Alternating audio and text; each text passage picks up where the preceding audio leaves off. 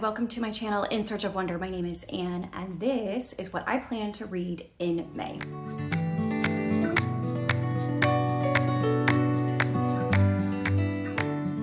This is my favorite beverage, which I made here at home myself, a breve cortado, and really enjoying it. I used beans that I bought in New York from a coffee shop called 10,000 Coffee, which my sister had recommended to me, and it was very good coffee. So I bought some beans there and used them for this espresso drink. And last year in May, I celebrated my birthday, which is in May, by having a very special event that was really just for me, but I invited anybody to join me if they wanted to. And so I'm going to do the same thing again this year. And that is Mood Read May. So Mood Read May is when you basically just ignore, for the most part, all of the challenges and readathons, etc. that are going around. Ignore the plans and just read what you want to read, or read those books that you keep thinking, oh, I really want to read that, I really want to read that, but you haven't yet. This is the time to read those books. I am going to be mood reading throughout the month of May, reading my favorite books, reading what I really want to read.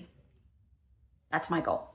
Now, that does not mean that I'm completely abandoning all challenges and everything. I am just giving myself possibilities for each of them that will work with them, and gonna read what I really feel like reading. So, to begin with, for my own Reading the Classics challenge, the challenge for the month of May is to read a favorite. And this is why, because I knew I would be doing this in May again. So to read a favorite, or reread a favorite, I should say. So I cannot tell you what is your favorite classic that you have read that you should reread for the month of May. It's a very personal experience. So I don't necessarily have recommendations for you for this one. And I do want to explain a little bit about the scavenger hunt prompts. The scavenger hunt items are childhood, high school, and college, or more recent. You can read 3 separate books for that, but if you can be creative and figure out a way to make all of them work together, that's fine. For example, here's one way I can imagine them all working together. If you read, for example, a middle grade book that is, a children's classic, and it was one that you read recently and became a recent favorite, you didn't read it until recently, and it features some characters who are teenagers in it, that could work. Because sometimes middle grade books will have not just children's aged 10 to 12-year-olds, for example, might be 15, 16-year-olds. So that could work for that. Or you can read a classic that you just read recently with your children, or you can read a classic that was assigned to you in high school that you really enjoyed and read it again with your children. So there are some ways that you can kind of combine it all, or you can do separate books, however you want. Be creative, figure it out, make the prompts work for you. I'm not policing anything. And then the challenge for May is to ask a friend for a recommendation. So this can be a real life friend. You can ask on my Discord server, you can ask in the comments here, you can ask another booktuber that you consider your friend. You can ask anybody for a recommendation for a classic book that was their favorite. And that might be another way to hit the scavenger items as well. Now, that doesn't necessarily mean that you have to read it in the month of May. You don't have to read the book that your friend recommends to you, unless you want to count it for the scavenger hunt items. If you do, then you have to read it. But to accomplish the challenge, you just need to ask a friend for a recommendation and put it on your TBR and plan to read it at some point. So as for the actual prompt and what I am planning to read, this is one of them that I do have a specific book in mind that I plan to read. And that is Anne of Ingleside, because I have a whole list of classics that I do want to reread this year. And so far I've only read one. And this one is the next in priority that I really want to read, because I have several more in this series that I want to read after this one to completely reread all of the Anne of Green Gables series. And I have been it's been on my TBR multiple times, but I haven't gotten to it yet. So it just needs to be the one that I read. So I really do want to read Anne of Ingleside in May, this will definitely be the one for that prompt. I do have other options that I might consider. I have on my list, I have the Phantom of the Opera, and I think I might have the Story Girl on there, but I might wait on that one until that ends up, I think that's one of the ones that Chantal has in her Year of Maud. I may read that one, the same one that everybody else does, which is this summer, I think, at some point. And I can't remember what the other ones are. I have several other on my list. But this one is the priority. So Anne of Ingleside is definitely going to happen. This is the only book that I am committing to for the month of May that I definitely will be reading. For my other challenges, of course, I am doing Chantel's Read Your Shelf challenge. And the convenient thing is that the word for May is favorite. So, I mean, that works perfectly with my plans. So for favorite, we all know who my favorite author is. I'll just give you a second to recall a little bit of information about me. Yes. Austen. Now we've already been reading all the Austen this year. I'm working through all the Austen books, so it's not one of her books that I'm thinking of reading, but anything that I have on my shelves tangentially related to Jane Austen is game in the month of May to qualify for this challenge by Chantal. So let me show you what some of those options are. First of all, I have not one, not two, but three biographies of Jane Austen, and I would really like to read one of them in the month of May. The first one is Only a Novel, The Double Life of Jane Austen by Jane Aiken Hodge, who also, I believe, has written some retellings of Jane Austen's books. And then Carol Shields, Jane Austen, A Life. And the one I'm most excited about is Jane Austen, A Life by Claire Tomalin. And I just realized that both of these have the same title, Jane Austen, A Life. So I would really like to get to one of these. Probably I would start with the Claire Tomalin one for May, but I also have some Jane Austen related books that I might pick up in the month of May to go with this prompt. And the first is Dear Jane Austen, A Heroine's Guide to Life and Love by Patrice Hannon. I think I started reading this one in January, for Epistolary January, and for whatever reason, I softy DNF'd it at the time. So I'm gonna give it another try. I can't remember exactly. There was something about it that it wasn't what I was expecting. So I gave up on it at the moment, but I'm going to try it again and see if I like it. And if I will continue with it. If not, well, I will DNF it and unhaul it. And then my sister gave me this manga version of Emma for Christmas or something. And so I might read this one, or I might save this for when we read the actual Emma later this year and read this after that, just for fun. And then I have Mr. Darcy's Daughters by Elizabeth Aston, which I don't even know where I picked this up. Oh, it looks like I picked it up at McKay. And it's supposed to be about Elizabeth and Mr. Darcy's two daughters when they're grown. So I thought that that would be a fun, interesting retelling or sequel to Pride and Prejudice.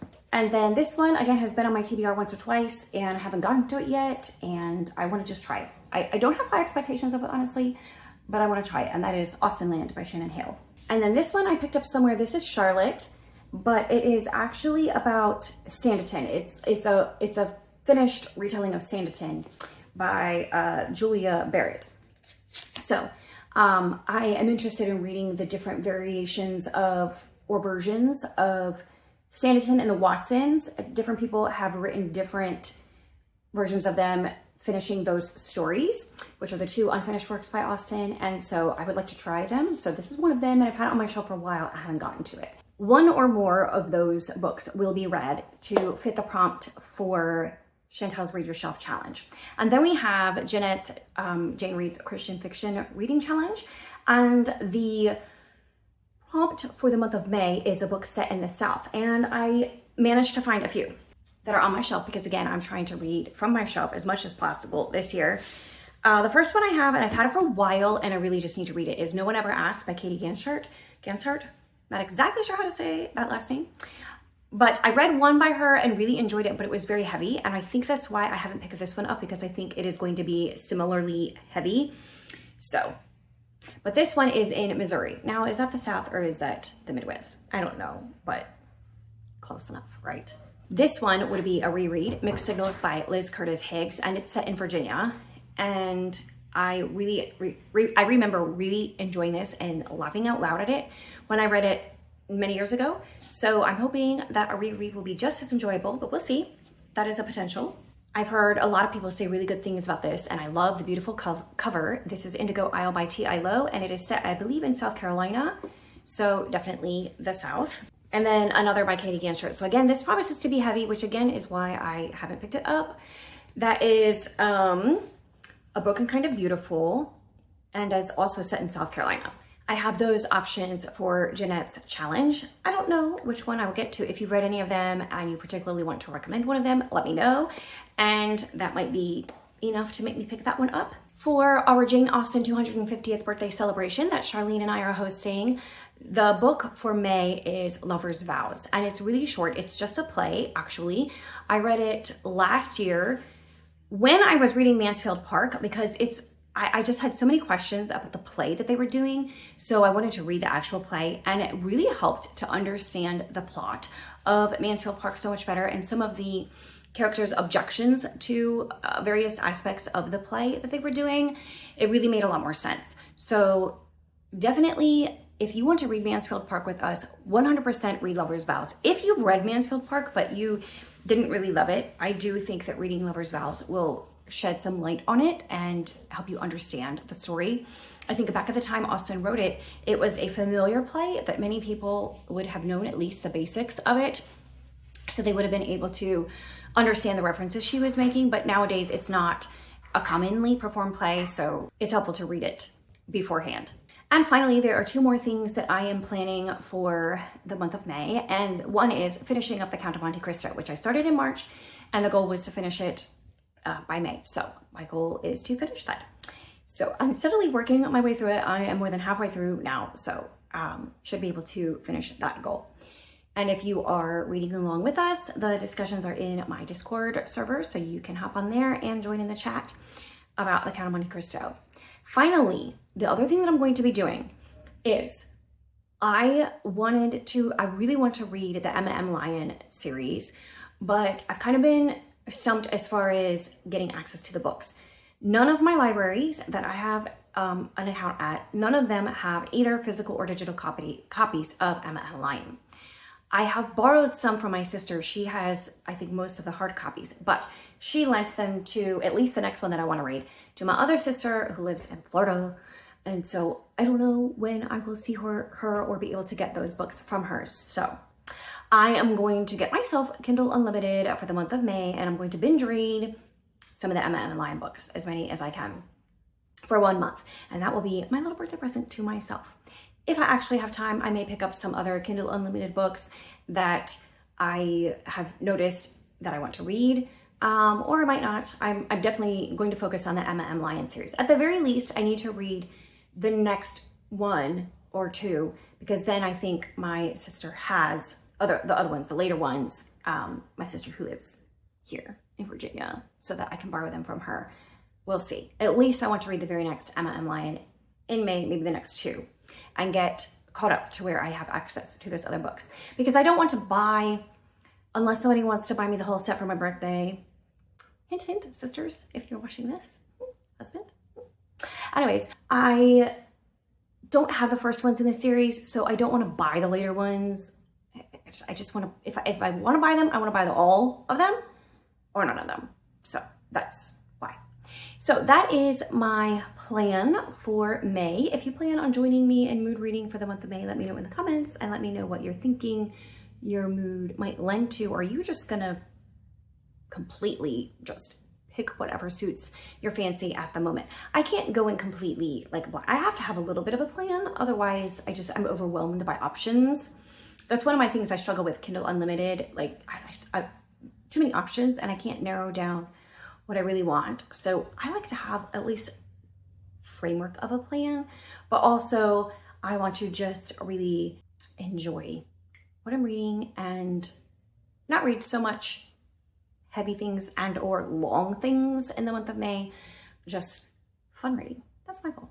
So that is my plan for the month of May. Let me know what your plans are, what you hope to read, and particularly I want to know what is your favorite classic that you plan to read for that prompt for the Reading Classics Challenge. And I will see you next time.